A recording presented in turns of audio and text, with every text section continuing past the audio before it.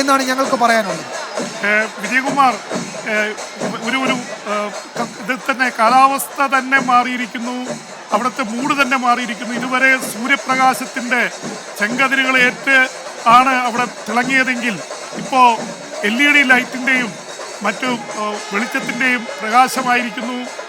പ്രത്യേകിച്ച് വടക്കുനാഥ ക്ഷേത്രം തിളങ്ങി നിൽക്കുകയാണ്, വർണ്ണപ്രപഞ്ചത്തിൽ മുങ്ങി നിൽക്കുകയാണ്. എന്തൊരു മനോഹരമായ കാഴ്ചകളാണ്. ജനലക്ഷങ്ങൾ ഇത് കണ്ടുകൊണ്ടിരിക്കുന്നു. വളരെ മനോഹരമായ നിറങ്ങളുടെ വർണ്ണങ്ങളുടെ വിസ്മയം. ഇതാ വർണ്ണക്കുടകൾ ഉയരുന്നു, നിലക്കുടകൾ. ഇപ്പോൾ തിരുവമ്പാടി ഉയർത്തിയിരിക്കുന്നത് 2 നിലയുള്ള കുടയാണ്. നിലക്കുടകൾ ഉയർന്നു തുടങ്ങി. നേരത്തെ പാറമേക്കാവ് നിലക്കുട ഉയർത്തിയിരുന്നു. അപ്പോൾ പുതിയ കുടകൾ ഒന്നിനു പുറകെ ഒന്നായി വരികയാണ്. ഇപ്പോൾ ഇതാ പാറമേക്കാവും കുടകൾ മാറുകയാണ്. വലിയ ആരവം, എന്തൊരു മേളപ്പെരുക്കമാണ് നമ്മൾ കാണുന്നത്. നമുക്കത് അല്പനേരം കേൾക്കാം.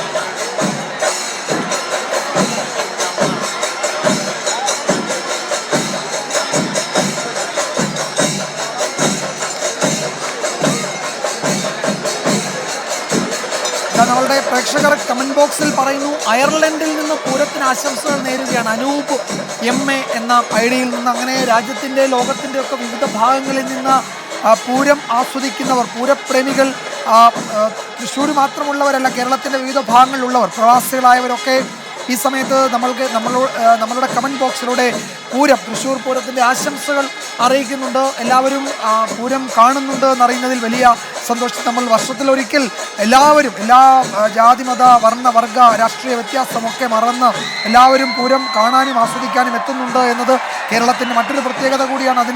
അതിലെ ആചാര ചടങ്ങുകൾ, ആചാരനിബദ്ധമായ ചടങ്ങുകളൊക്കെ മാറ്റിവെച്ചാൽ പൂരം എന്നത് ജനക്കൂട്ടത്തിൻ്റെ, ആൾക്കൂട്ടത്തിൻ്റെ ആഘോഷം തന്നെയാണ്. അതങ്ങനെ തന്നെയാണ് എന്ന് ഈ കാഴ്ചകളൊക്കെ നമ്മളെ അത് ഓർമ്മിപ്പിക്കുകയും ചെയ്യുന്നുണ്ട്. നമ്മൾ സംസാരിച്ചു കൊണ്ടിരിക്കുന്നതിനിടെ വിവിധ കുടകൾ ഇങ്ങനെ മാറി വരികയാണ്. കഥകളി മുദ്ര ഉണ്ടായിരുന്ന കുടകൾ വന്നു.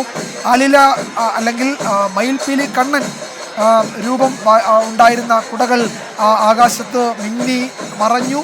അങ്ങനെ പലതരം കുടകൾ ഇങ്ങനെ ആകാശത്തേക്ക് ഉയരുന്നു, താഴുന്നു.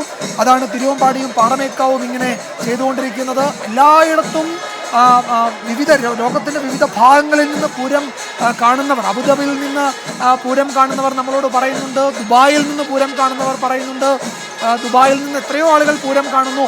ഓസ്ട്രേലിയയിൽ നിന്ന് പൂരത്തിന് അഭയകൃഷ്ണൻ്റെ ആശംസകളുണ്ട്. അങ്ങനെ അബുദാബിയിൽ നിന്ന് വിജേഷ് പൂര ആശംസകൾ അറിയിക്കുന്നു.